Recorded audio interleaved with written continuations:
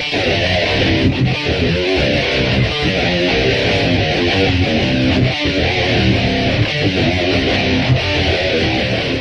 welcome to the Rebel Radio Podcast. This is Mark. This is Matt. This is Long. And a short week for us, as it feels like we just did this, but sometimes that's the way it schedules work out. And kind of my fault this week, and I'll take the blame for that. But, it's just life. It's the way it is sometimes. But it's okay. It's a good busy, so that's fine. We squeeze it in where we can squeeze it in. Even if it's, I don't know if we do 3 a.m, that would be kind of pushing it. But what's the craziest one? I was thinking about that. I think we did one like at 7 a.m. a long time ago. I remember. Yeah, I think we made like a breakfast thing out of it. Yeah, I remember that. And I know we've done some late night ones, but I don't think we've ever done anything later than about midnight. No. But yeah, it's really, it's only 10:20 right now, so it's not that late, but it's late. We got to be at work in the morning, but we do it for the listeners. For the fans. And we have more than 3, regardless of what Long says. Yes. How are you guys? An echo chamber. Good, man. We normally the kids have youth group tonight, but one of their friends had a baseball game at the park that your son plays at, and we went there and watched like all of just 3 innings before they just wanted to run around the park and just be hooligans. Kids. Yeah. But it was fun. Whoa. Oh. We lost like Matt. Cut out. And where did Matt go? He's probably yapping and didn't realize. Like he completely left the studio. Yeah. Internet shut out? Power outage? Complete shutdown? Let's see. Yeah. Oh, there he is. He's coming back now. Okay. You probably accidentally hit the hang up button. Well, I thought maybe an alien. Good one, Matt. What happened? Yeah, it was weird. It just said something happened. I got an alert. Let's see. There's like 2 of them. It said fatal error upon loading installer executable. I don't know. Stay off the porn, bro. So, man, you remember a couple weeks back when I told you I won that contest on Major Wrestling Figure Podcast for posting a picture of a garage beer? Yeah. Let's just say I've never been more disappointed. No. Got a fucking sticker. Oh, sticker. Are you serious? Yeah. I was like, man, they even advertise like, yeah, we play up our prizes. We don't go short. They may not have been in charge of it, the Major Wrestling Figure guys. It could have been something.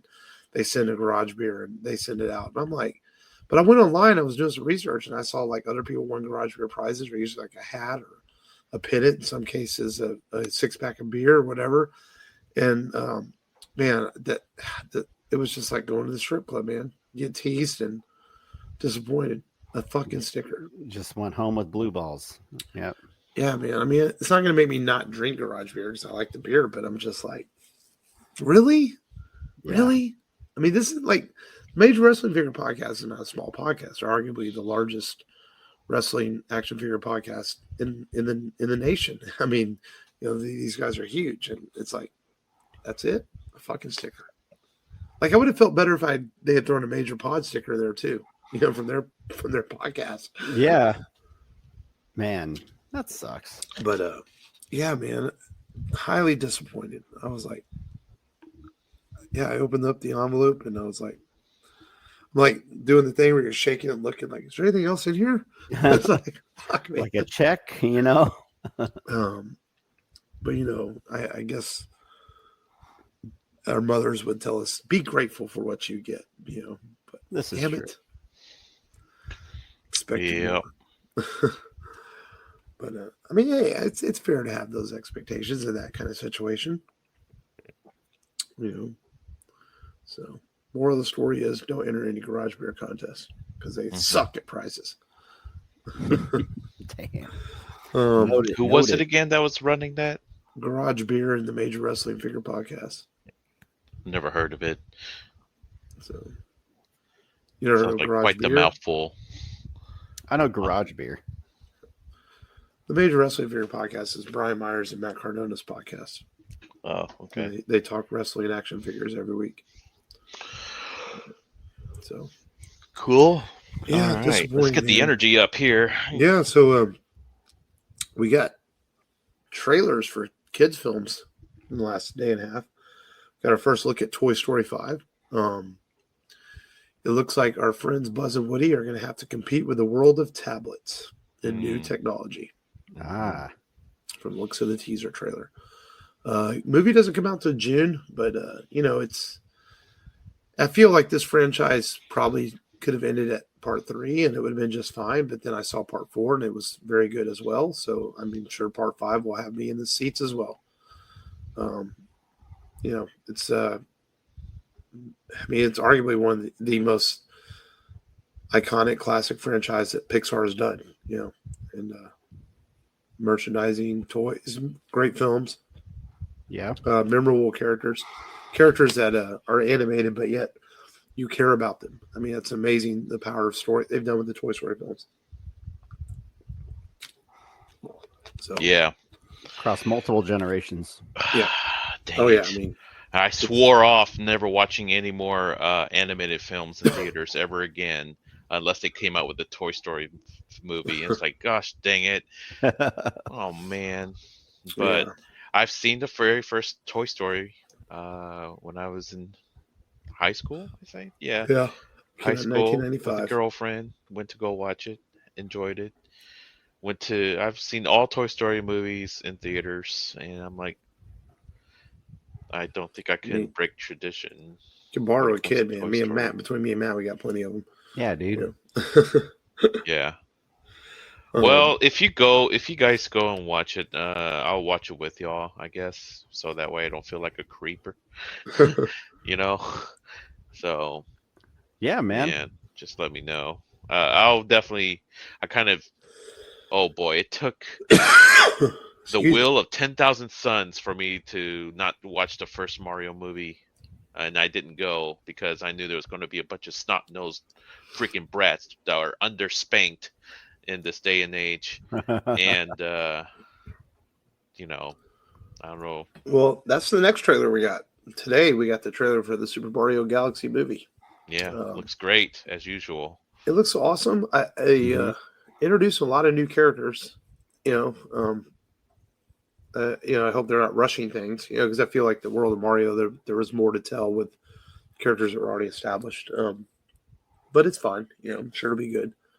Well, I mean, if you want to combine 40 years of Mario lore, right? It's just going to take you 5 minutes to tell it. So, because it's just Mario goes rescue the princess, and that's it. So, not missing much. It's just really the art and the character designs that are probably getting rushed through. But you know what? If you guys never played Super Mario Galaxy, it is one of the best Mario 3D games ever to come out. It is like the one reason why I bought a Wii back in the day, and I bought the remasters just a couple years ago.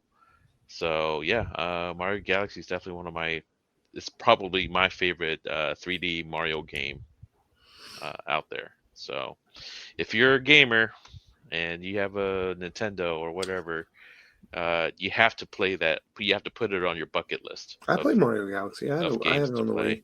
Well, I didn't know if you ever did or not. So, but Mario Galaxy is the one on GameCube is the one I never played. I don't remember what that one was called. Sunshine. That's the one I never played. Yeah. Sunshine was good, but it was hard. So, Alien Earth was renewed for a second season. Took them long enough. No surprise there. So that's good news. Easiest alley-oop. Yeah. Well, there was rumblings that was it going to be picked up or not because it costs a lot to make. But I think they came to their senses at Disney and 20th Century Fox realized we got to make more of this. So I think that's good news.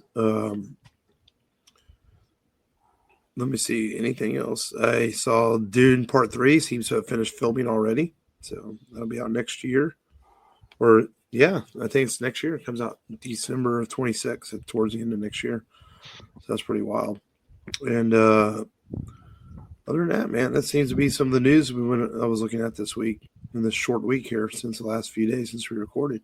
Well, I got a pretty important gaming news, if that matters. But Valve announced their second go at a Steam Machine PC console game device that comes with not comes with, but that complements people who have a Steam Deck and a VR set that's freestanding, where you can wear the VR set and with pre-uploaded games or apps and use it wherever you go. Um, but yeah, it's a pretty major thing. It's kind of funny. Xbox president Phil Spencer comes out today and says, "Yes, now you can play Xbox games on the Steam machine now." Yeah, yeah. uh, Xbox is so over. Dang. They're already trying to figure out where you can play the games. I mean, there's already Xbox games on Steam anyway, so. Oh, okay. Yeah. There's one more bit of news I forgot. So the original author for Roger Rabbit, Gary Wolf. Oh yeah, he got the rights back to. Yeah. He announced they got the rights back to Roger Rabbit last year. And people always wonder why there was not more a Roger Rabbit sequel or more projects. There were some shorts and things like that made. There's been toys and comic books, of course. But Gary Wolf kind of revealed that, it wasn't really Disney holding it down, as the rumor was. They just they felt that Roger Rabbit was a little more adult than their other properties. And Gary Wolf himself didn't really have the desire to do anything else with the character. Like Disney just was more owned it for distribution rights. So, because there was always word that Disney just didn't care about Roger Rabbit. They bought it and, just didn't want to do anything with it. But he kind of set the record straight, saying, no, that's not true. And, so he's shopping it though. We may finally get a Roger Rabbit sequel after all these years. Wow. He says he's considered it. Nothing's set for sure, but I always wondered why that film never had a sequel, or there was never more done with the character of Roger Rabbit, because it was highly successful. And so it just seems like there was just they felt at the time it was a one and done and let it be. But now legacy sequels are a thing, so but a lot of those actors that were in that film are no longer with us, so yeah, we'll have to have some new people if they make a Roger Rabbit sequel. So, I wonder who would be the voice of Jessica Rabbit. Who? I don't even know who the original voice was. I fucking some chick, Yeah, but yeah, Leslie Jones. Who was it? Leslie Jones. No. Leslie Jones. Yeah, the black actress from who used to be on SNL. Oh, okay. It's not who I would have pictured as a voice. But it's a facetious choice. Yeah, Rosie O'Donnell. That's sad, man. I know it was a short week, but did anybody have any time to watch anything the last few days? I saw Fantastic Four last night. Finally, there you go. Yeah. Oh yeah. Yeah. That movie. It takes a while for it to take off the ground. Literally, when they finally launch and go meet Galactus, and it's like, okay, that's when it's finally picking up. But yeah, it's a slow burn trying to get things going in that movie. Yeah. And it's a weirdly paced movie, I have to say. And yeah, the movie was good. I could see it being like the second best superhero movie of the year. I'd probably give it a B. So not a. Yeah. It's a good score, not a great score, but a good score.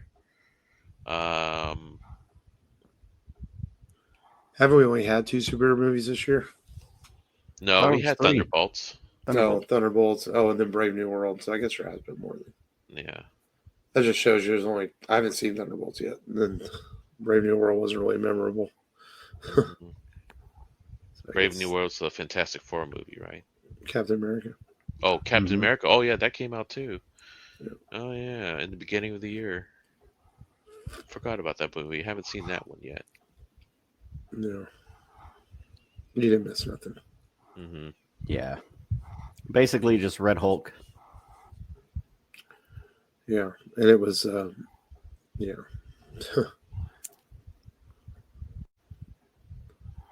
No. What about you, Matt? Have time to watch anything? There's not really, but I have been playing Helldivers. There's a new major order to take out the Illuminate. And I stuck with my Deadeye long. I stuck with my lever action, Hmm. and I That's a fun upgraded the gun. scope. Yeah, I've got it level 23, so I've got the badass scope on it, and so I'm good at taking out the seekers. And that's what I mainly use it for, and getting to a high place and backing up the people I'm with.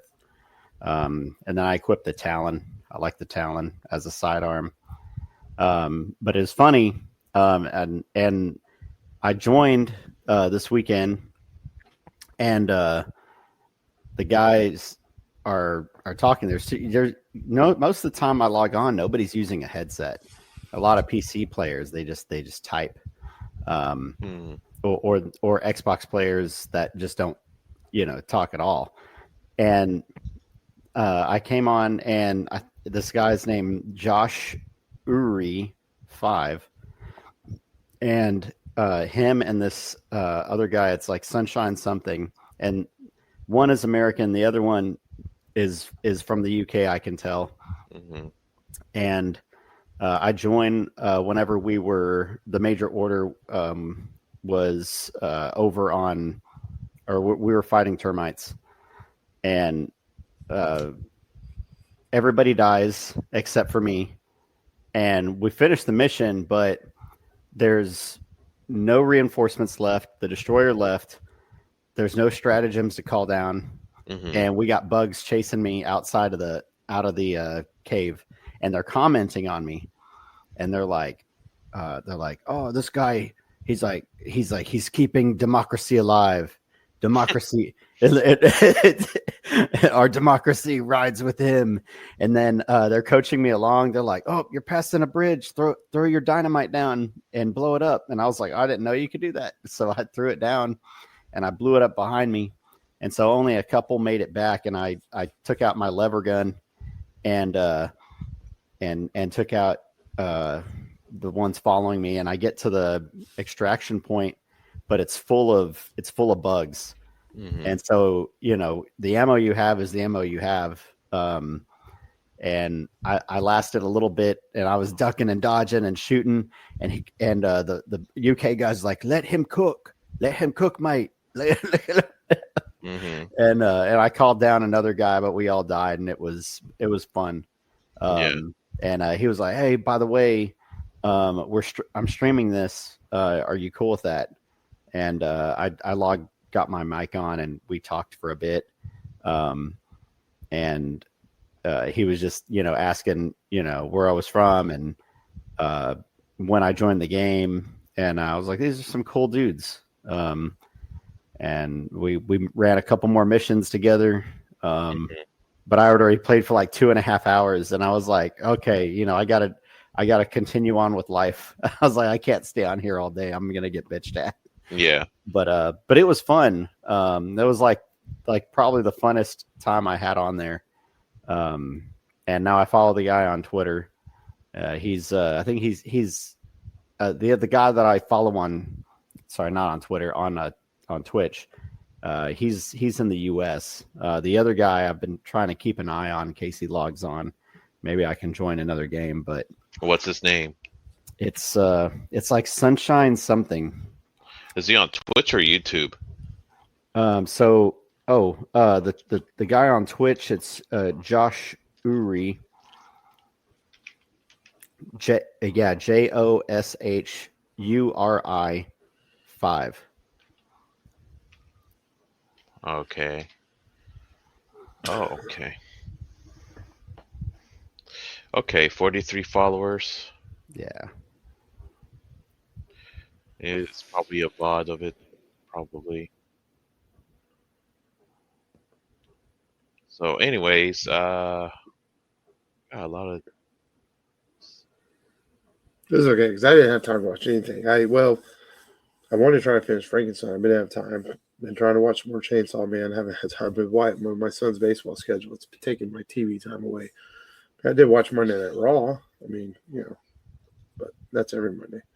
Mm-hmm. So, no, yeah, that's about it. I mean, but to be fair, it's been 3.5 days since we recorded. I did watch the featured film that we're going to talk about here soon. So at least I had time to watch that. There we go. And I'm trying to think. Oh, yeah, I mean, some random YouTube stuff, but nothing crazy. Random YouTube. Yeah. Oh, well, there's one thing I forgot to mention that I went to my brother's 1 year anniversary this past Sunday, and Okay. my brother and his wife flew down from North Carolina, and yes, you were secretly dreading it.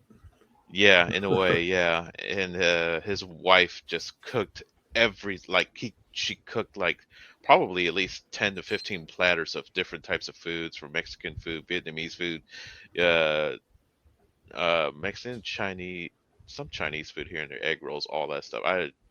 She works in the restaurant business, so she was able to prep everything by herself. Wow. Yeah, and but yeah, it had 3 plates of food. Everyone at least had 2 plates of food. So and a couple of beers here and there on Sunday, and yeah, that was fun. So played Uno, No Mercy. Uno, No Mercy. The Yeah. actual physical cards and stuff. So, but yeah, had fun on that too. What's the difference of No Mercy? I don't know. I mean, we play regular Uno all the time. Picture of it somewhere. That's the one where it's like don't they have like the extra cards and stuff? Yeah, instead of the draw 4 card, they had like draw 6 wild and draw 10s. Yeah. And to speed the game along, there's a rule in No Mercy that if you have 25 cards in hand, then you lose. Oh. You're eliminated. So it doesn't get prolonged, and then you don't run out of cards. So, yeah, we played the regular pretty often, and we kind of have our own. Like everyone has like their own like family rules with the game. We have certain things we tweak a little bit and do differently. But all I can say is my 8-year-old daughter gets very hot and competitive for a girl. Like, ooh, watch out! But her Uno. yeah, she's vicious.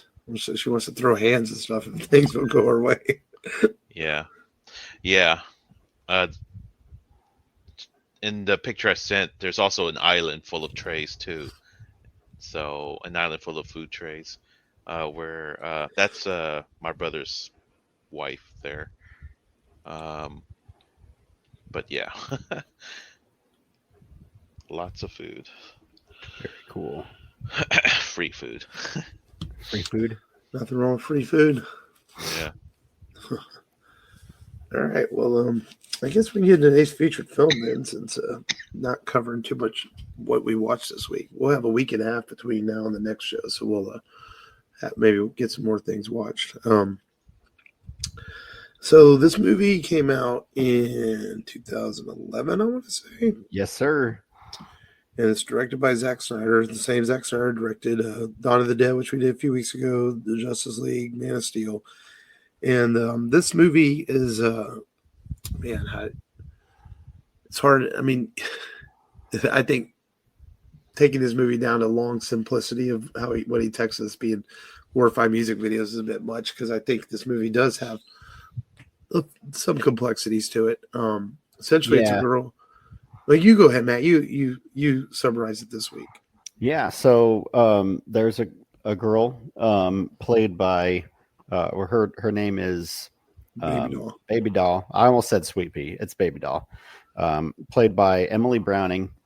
And upon learning that her mother dies, her stepdad becomes abusive, and in a fit of violence, trying to protect her little sister from him, she accidentally shoots at him and ricochets the bullet, kills her sister. This prompts her to go into a mental hospital, which is, she's sent there by her stepfather, and she is supposed to get lobotomized to kind of like cover up what happened, to cover up the stepfather's sins.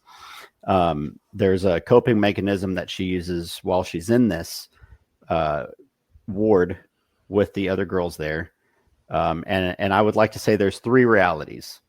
And in the second reality, they are a burlesque show.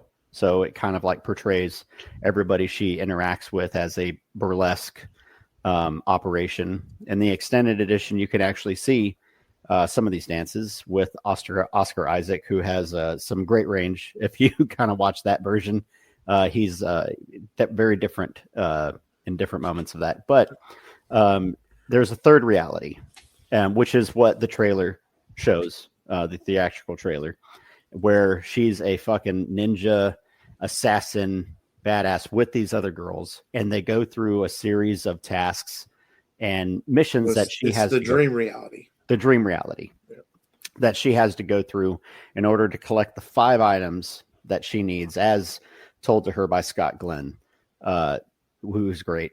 I love him. The wise man. Yeah. That's Scott Glenn, right? Yep. Yeah. Yep. And she goes through multiple tasks with her other ladies that are in the ward to collect these 5 items: the knife, the map, the fire, the key, and there's a 5th one. And she finds out that she is the 5th one. And this ties to the intro where they talk about guardian angels. And she realizes she is not her story, and she has to save Sweet Pea, one of her other counterparts, who is played by Abby Cornish. I don't know her from much. The lady who plays her sister, Jenna Malone, I know her from Hunger Games. But, and it doesn't end the way we think it's going to end. She is lobotomized, but by John Hamm, of all people.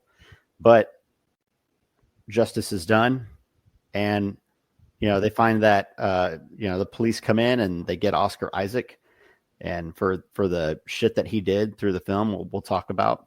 But ultimately, someone is able to get out there and live for all of them. These girls that are trapped in the ward. She collects all the items and has allowed her friend to escape. It's probably the best way I can kind of like sum it. Yeah. Or you could just say it's an erotic jerk off music video festival. You can't. That was pretty accurate. Long, actually. That's Long's. Give credit to Long. Yeah. Well, I added the erotic jerk off part, but man, this film was not highly successful, and I think part of that is one that I think the title doesn't match the film. Right. And 2, it came out in March of 2011. Probably kids are in school. It didn't capture any, audience. Mm-hmm. It's the same year. Man of Steel came out in 2011 too, right? So he had 2 movies out that year. Yeah. So maybe Warner Brothers wanted to separate the 2 releases because it just feels like this is could have, and it also suffers from no major lead actors or actresses. So you didn't have any big names attached to this project. But that's not to say that it's not. I think this film's a lot of fun. It reminds me of movies. Kind of, we talk about movies that are like, I wouldn't even say this is bad, but kind of crazy that it's good. Kind of like Gods of Egypt, which is just batshit crazy, but it's fun to watch. Yeah, I think Sucker Punch is in that same vein. Just it's so ridiculous. It makes no sense in a lot of ways. It's asking the audience to truly disbelieve a lot of stuff, but you just go for the ride and you enjoy it. Sensationalized action sequence, which is really, really good. I mean, really fun. I mean, Zack Snyder's great with action. He always has been. The female cast, I think, does a really good job. I don't think, yes, they are dressed in provocative outfits and do a lot of fighting very sexy, but I think all the girls do a good job in this film. And like you said, Oscar Isaac, a young Oscar Isaac, yes, before he was even cast in Star Wars, is very good in this movie. And I did not watch the special extended edition this week, but I have seen the extended edition, and I know what you're talking about. It's mostly added dance sequences and a few other small things. Yeah, because I guess the issue is that you don't see the actual dance. Mm-hmm. You see Sweet Pea's, Baby Doll's interpretation Right. of the dance that's being done. So this version kind of shows you about 17 minutes of that. Long. I enjoyed it too. I remember at the time when the film came out that the critics, I know, that really hated the film, and a little snapshot. It was like 30-something% on Rotten Tomatoes, and then 47% with the audience. Yeah. And I remember the biggest word that came out of most of the critics that said this is a very misogynistic film. So I'm like, okay, cool, but I still enjoyed it. I mean, for the I think action, really. the critics disappointed. That's what they said. Yeah. Here's one critic from the Austin Chronicle says a creatively bankrupt succession of fetishy bromides, steampunk, Asimov, medieval times, and personal fave, a woman in a sailor suit sucking on a lollipop and calling it feminism because she carries a gun too. Let's see. I've never heard of these so-called. The movie spins out of control until it collapses in a heap. Senseless. I was like, okay. But there's some favorable reviews, like heaven help us if wherever you're supposed to feel guilty about watching hot chicks kick ass with guns ablazing. Damn right. Spectacle involves fire-breathing dragons. Exactly. Another positive review is it's close to what Tarantino and Robert Rodriguez were after with their Grindhouse doubleheader, but shot through the Snyder's own psychotropic brio, which is okay. Something like the unholy union of David Lynch, Brian De Palma, and Ken Russell. I mean, Vanessa Hudgens took this film because she wanted to get away from her Disney Channel persona, of being known for being just a kid actor. She wanted to do something more adult. And it's always great to see Scott Glenn in a film. I just feel like he's one of those guys when he shows up on screen, he's going to put a presence on there. And he's good at playing the old wise man, as he gets older, which he did as Stick in the Daredevil TV series. But yeah, man, what is not to like about this movie? It's got fucking swords. It's got dragons. It's got Zeppelins. It's got Nazi zombie soldiers. It's got mech. They've got a mech suit. Got mechs. Yes. Yeah. Great looking women. It's got a wild story that makes you suspend your belief and sit back and enjoy the ride. That's what going to the theater is for, and escaping from a movie. It's got a more layered story than it's given credit for, the three different realities. And I've even seen people that do think that this movie has a deeper meaning, and which reality is the real reality. Do we even know? Because there are things that hint at that Snyder leaves it up to your interpretation as an audience member. What do you want the reality to be? Do you want to live in the fantasy world where she kicks ass, or do you want her to have escaped? I mean, and there are hints of that in the film. Of what is the viewer's reality of the film? Snyder himself was pretty disappointed that this was not the hit he wanted it to be, because he really worked hard on it, was really proud of it. Yeah. Of course, I'm sure he forgot all about that a few months later. Man of Steel made a lot of money. Yeah. It's funny how one failure will make another movie feel pretty tasteful. Yeah, or taste good. That movie came out 2013, right? I thought Man of Steel was 11 also. No, I think, let's see, Man of Steel came out in 2013, I think. Oh, okay. So Yeah, 2013, yeah. Within For 2 some reason I thought they years, were the that's same not a bad turnaround time. Yeah. I know. I saw Jenna Malone. She was so upset that the film did bad. She contemplated quitting acting, which would have been bad because she did really good in Catching Fire. She was a good side character in that. I like film. Jenna Malone. Yeah, she's a little badass, little rebellious badass in that film. Different from the character she plays here.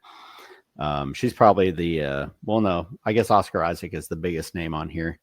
That would become later on. But John Hamm, the High Roller. And it, like you said, it's weird the time frame, because at the beginning, it looks like she's about to get lobotomized, right? And then it turns into the burlesque play. And then it's like it starts back over from whenever she was first brought to the facility. Snyder, he was asked about the misogynistic stuff in the film, and he said that he did it on purpose. It's kind of a play on misogyny or female exploitation. In fact, the trailer was kind of marketed that way as well. And then whenever you actually watch it, it's completely different than the trailer. The trailer shows the dream reality and pretty much all of that and just that, and you don't get the other two. Well, So I remember when I first saw this, I thought that. I'm like, man, this is completely different from what the trailer showed. But I remember like, okay, and I went for the ride and I enjoyed it. Because I did not see this in theaters. I remember watching it when it came out on DVD or when I rented it, and I was like, this is not like the trailers at all. But I mean, those scenes are there. It's just the way they're presented are completely different from the trailer. Right. But yeah, it's crazy that it just made back like a couple million. It was basically, if you What look about at broke worldwide, even? yeah. The budget was 90 million. It made like 85. So I'm sure it broke even with home video and things like that. So not a massive success, but not a complete failure either. Just a box office failure, you know. Yeah, definitely as far as US goes, for sure. Yeah. And obviously Zack Snyder's not hurting in his career. You know. Yeah, you either get it or you don't. Yeah. Yeah. Yeah, I mean, we see this all the time in the hundreds of movies we've done. We've reviewed movies where the critics just don't get it. I mean, and this film is definitely over the years, from paying attention to all the Zack Snyder news we've had over the last several years with this DC universe, that this has definitely become a cult favorite of the Snyder fans. You know, people like this movie; they accept it for what it is, and you know, I think it's silly to say it was, you know, what's the word, misogynist? Who cares? I mean, it's not, I'm getting so sick of this politically correct world. Sometimes it's okay to have a fun movie with a bunch of hot women kicking ass. You know, that's a pure boner fantasy for the dudes to watch. Whatever, you know. Now it's considered woke. Yeah, it would be now. It'd be woke. You know, but, and I like that they that Sweet Pea and Baby Doll both have like swords and guns. yeah, You know, and I like. I don't think she ever uses it. I was waiting for Sweet Pea to pull out the broadsword, because there's a point where it looks like she loses her gun. Maybe she uses it once. I don't know. Maybe I missed that part. Oh man, the action sequences of this are peak Snyder. Some of his best. I mean, I like his action in Man of Steel and 300, but the way he lays these out, I think they're really well done. And for 2011, the special effects work is fantastic. I mean, that's just, even 14 years ago, we weren't, because I remember I was telling you guys last week, I watched X-Men First Class, which came out around the same time. And some of the special effects in First Class are not very good, but Sucker Punch is really well done special effects. You know? Yeah. Like the Emma Frost, whenever she turns into diamonds. Yeah, you know, it's a little not rough. so good looking. Yeah. Yeah. But yeah, this one is pretty spot on. It holds up today. They're the same year. First Class was 2011 also. Yeah. And special effects in this are better. And Scott Glenn throwing out the casual one-liners, just the random one-liners and random quotes. Don't write a check your ass can't catch. Yeah. Ugh, how good is he as a character actor, though, man? He is. It's crazy he didn't have a bigger career than he has. I mean, don't get me wrong, he's had a big career, but he just he's a character actor. One of journeyman actors. Yeah, just, I mean, he shows up and he's good at anything he does. I mean, Scott Glenn doesn't feel like he ever mails it in, you know. Yeah. Yep, he definitely tries. And then the bad guys in the dream sequences are pretty cool. I think you could make movies about any one of those as a bad guy, and it would be an awesome movie, especially if it was, you know, an extension of this. I literally would watch a movie about them fighting Nazi zombie soldiers. That'd be freaking awesome. Yeah, you know, that's all you would need. They're like, hey, you know, we took all the chicks from Sucker Punch, and it's just a montage of them killing Nazi soldiers, right? And fucking cyborgs. Like there's no plot. It's just a montage of them just slicing them up and shooting That them. might be my favorite of the Yeah. action mini movie sequences. Is that one? That's so freaking cool. Yeah, You know? you have to agree. And then I like that there's a little bit of backstory. They're like, don't feel bad about killing them. They're already dead. They used clockwork and steam to keep them alive. And I'm like, that's pretty cool. Oh yeah. I mean, I'm dropping stuff. But yeah, man, this movie just it rocks. Literally, a lot of great versions of songs in this. Not they didn't use the originals and all of them, just use different versions, which I think is a cool approach. And it helps guide the story along. It adds to the dream sequence, I think, with the music in the background. Mm-hmm. And I like the way this movie plays out. I like the layered of it. I think it's good, man. Is it Snyder's best? Probably not. But think about Zack Snyder's career. I mean, the Rebel Moon movies weren't as well received on Netflix, but has the dude really made a bad movie? I mean, yeah. not, Are you talking about the recent ones or no, any of his stuff. Zack Snyder? Yeah. Yeah, what was that? Blood Moon? Rebel Moon. Movies? I like. Oh, Brightburn? Bright. No, Brightburn. Oh no, that was Gun. That was Gun. His recent stuff was the Army of the Dead movie on Netflix. I didn't watch that, but I heard it was cool.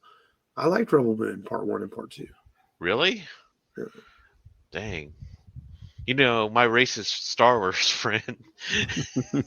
I mean, I didn't love them. They're probably. I mean, they arguably are his probably worst films, but I don't say they're. Yeah. I don't think they're bad. Yeah. You Well. Good on you. I mean, I like 300, which is good. I like Watchmen. Watchmen, yeah. Um, Dawn of the Dead, solid. that was all right. Yeah, it's not bad. It was kind of overhyped for me when I finally seen the movie. I liked Legends. Man of Me, Steel. Justice Snyder- League has to be his best. Well, yeah, the Snyder Cut of Justice League is probably his best. For a 4-hour movie, I liked it. Oh yeah, I love it. So, yeah, I like it. I like it. But man, Sucker Punch is a hell of a lot of fun, man. I mean, I might be a little bit generous to this, but I'll give it an A minus. I think it's pretty solid. What's not to love about this fucking movie, man? The soundtrack. I mean, Emily Browning herself is singing "Sweet Dreams" at the beginning, I mean, and it's very slow and melodic and dark. But and if then I'm a perverted male chauvinist for liking this film, well, fuck, I am then. No, you're woke for liking this film. yeah, I'll be it. I don't care. woke. You're woke. Women in action movies, woke. No, I'm joking. Woke. I give it a B. Yeah, I say B plus. B minus. Yeah. And I give it that highest score because I could skip scenes to watch the best scenes, so I don't even remember what the asylum stuff. I just watched the action sequences and that was it. That was all I wanted to see. So. Yeah. I don't blame really you. the only important asylum scene is whenever Blue, Oscar Isaac's character, when he kills the two girls. That way, it drives the story forward. Well, That was the death of Sweet Pea's sister. I mean, those two plot points are the biggest. Yeah.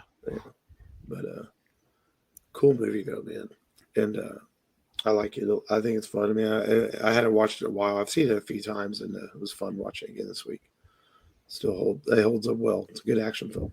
Yeah. All right. Well, next week we are going to cover a movie that we've long wanted to do. This movie, and for some reason, it was like a lot of James Cameron films. This was not available for many years, streaming or even on DVD. For fuck's sake, man! Cameron took forever to put this out. That is The Abyss. As we got, I think, back-to-back James Cameron weeks as we get ready for the release of the new Avatar film. Man, have you seen this movie? I haven't. You've never seen The Abyss? Interesting. No. Okay. The version that's on Disney Plus Hulu right now, I think, is the theatrical version. Is 2 hours and 20 minutes. I don't know if the special edition is available streaming, but if you have a chance, at least research the special edition because No, the special edition is default now, I think. I don't know. I was looking up some stuff. The original theatrical release is 2 hours and 15 minutes, and the one on Disney Plus is 2:20. Yeah, And that's the one. And the Because special edition, 220, all it was missing really is just 10 minutes of footage. no, 28 minutes. The original Was special it edition. 28 now? Let me Yeah. see. Because it wasn't that much. See, I have a bootleg Blu-ray that has the full special edition on it. Oh man, yeah, the whole last 15 minutes of the movie are completely different with the tidal wave coming in and all that stuff. So yeah, there's quite a bit of differences. Like this is one of those first movies that really made director's cuts a big thing. You know, back in 93 or so when the director's cut came out. But I'm just shocked that Matt's never even seen the theatrical version. It's hard to find. Of this film. 1989. But anyway, it is on Disney Plus, and I'll have to see if it is the full version. But from what I was reading, I think that the special edition was almost 3 hours. This one has 2 hours and 51 minutes. I typed in bonus content. See, that's probably the full special edition. So maybe that's what's on Disney Plus Hulu. It says 221. But it might be on Prime too. It might be available in different areas. Maybe one of them has it. So we'll have to do some research. But that's next week. It's a 4K though. But you know what? Cameron said that didn't he re-edit the film even for the 4K remaster to make it tighter, like an in between or something? I don't know. Yeah. But we'll do some research. Next week, we'll watch The Abyss and talk about it. That'll be fun. In fact, Matt's never seen this. So, really great film. I mean, yeah. One of my favorite science fiction films ever made. So, that'll be next week on the show. But until then, the Rebel Radio Podcast.com for all your Rebel Radio needs. And we thank you, as always, for listening. This has been Mark. This has been Matt. This is Long. Until next week, remember, as always, just go there and do it. And do it.